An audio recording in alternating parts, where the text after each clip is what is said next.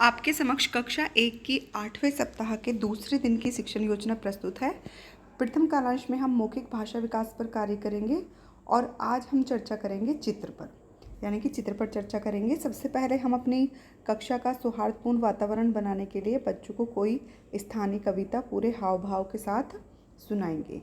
उसके बाद हम अपना जो कलरव पाठ्य पुस्तक है हमारी, उसका पाठ 8 है रसोई, उसको दिखाते हुए बच्चों को उस चित्र पर चर्चा करेंगे। बच्चों को बिठाकर हम बच्चों से उसमें दिख रही विभिन्न चीज़ों, घटनाओं के बारे में पूछेंगे और गतिविधियों से संबंधित बंद छोर के प्रश्न हम बच्चों से पूछेंगे। बातचीत को आगे बढ़ाने के लिए हम बच्चों से कुछ खुले छोर के प्रश्न भी पूछेंगे। आप रसोई से संबंधित ही, जैसे कि आज आपके घर पर क्या बना, इस तरह से कुछ भी प्रश्न बच्चों से खुले छोर के पूछ सकते हैं।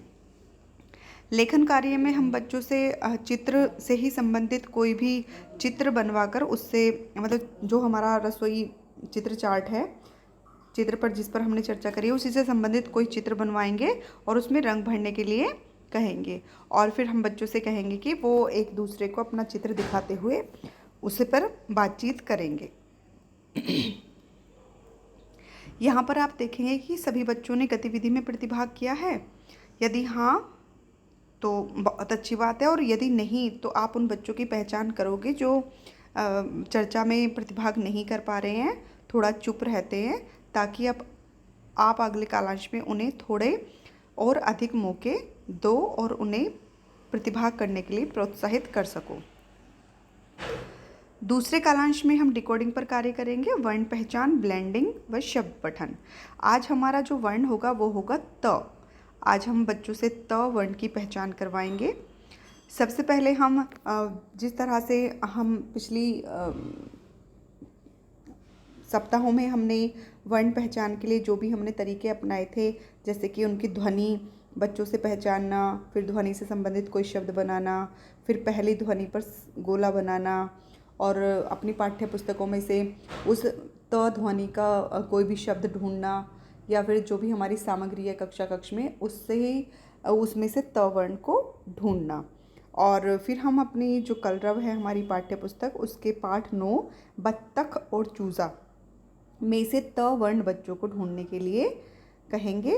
और फिर हम त वर्ण की जो अलग अलग तरीक़ों से त वर्ण को लिखवाएंगे, बच्चों से अभ्यास करवाएंगे। उसके बाद हम ब्लेंडिंग में जिस तरह से हमने पहले वर्णों को अलग अलग लिखा और फिर एक साथ उनको जोड़कर पढ़ा, इस तरह से बच्चों को वर्णों और अक्षरों को मिलकर बनने वाले नए शब्दों को मिलाकर पढ़ने का अभ्यास करवाएंगे। शब्द पठन में हम बच्चों को जो अब तक हमने वर्ण या अक्षर सिखाए हैं उनसे मिलकर बनने वाले नए नए शब्दों को पढ़ने का अभ्यास करवाएंगे। उसके बाद आप 3-4 बच्चों को सरल शब्द देखकर या सुनकर लिखने का अभ्यास करवाएंगे। आप उनको बोलोगे तो वो लिखें।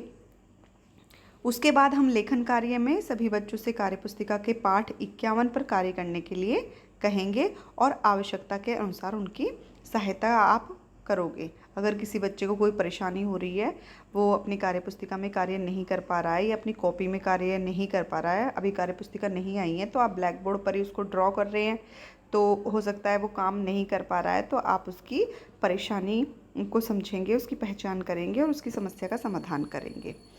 तीसरे कालांश में हम बिग बुक पर कार्य करेंगे। यहाँ पर हम पठन का हमारा कार्य होगा और साझा पठन और लोगोग्राफिक पठन पर हम कार्य करेंगे। सबसे पहले हमने जो कल यानी कि पिछले कालांश में जो भी हमने कहानी सुनाई थी, जैसे कि हम बिग बुक में चिड़िया की कहानी बच्चों को सुना रहे हैं, तो उसको हम दोहराते हुए कुछ प्रश्न बच्चों से पूछेंगे और उसके बाद फिर हम 2 बार साझा पठन उस कहानी का करेंगे और जो भी कहानी में मुख्य शब्द आएंगे उनको ब्लैक बोर्ड पर लिखेंगे और 3-4 बार उन शब्दों को पढ़ेंगे।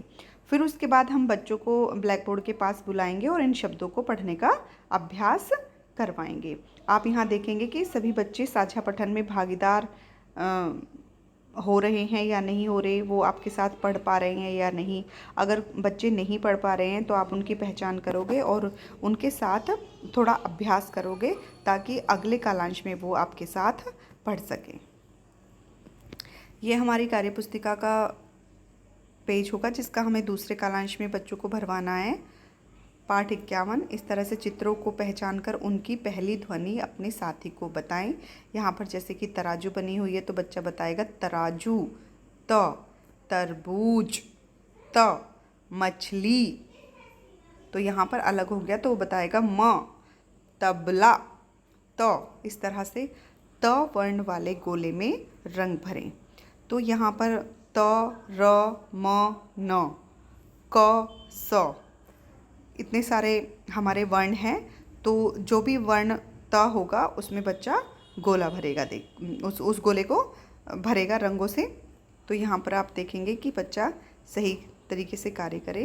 फिर यहाँ पर जो आज हमने वर्ण सिखाया है तो उसे लिखने का तरीका बताया गया है कि आप पहले 1 नंबर पर किस तरह से लाइन खींचेंगे, 2 नंबर पर किस तरह से, और फिर 3 नंबर पर किस तरह से आप त वर्ण को बनाएंगे। तो इस तरह से हम बच्चों को त वर्ण लिखना सिखाएंगे उनके कार्यपत्रक पर। और उसके बाद फिर हम बच्चों को मिलाकर पढ़ें। जैसे कि यहाँ पर सा, त, सात, यहाँ पर हम ब्लेंडिंग का कार्य कराएंगे बच्चों को। का, काका, रा, त, रात, मा, मामा। इस तरह से हम बच्चों को ये कार्यपत्रक भरवाएंगे।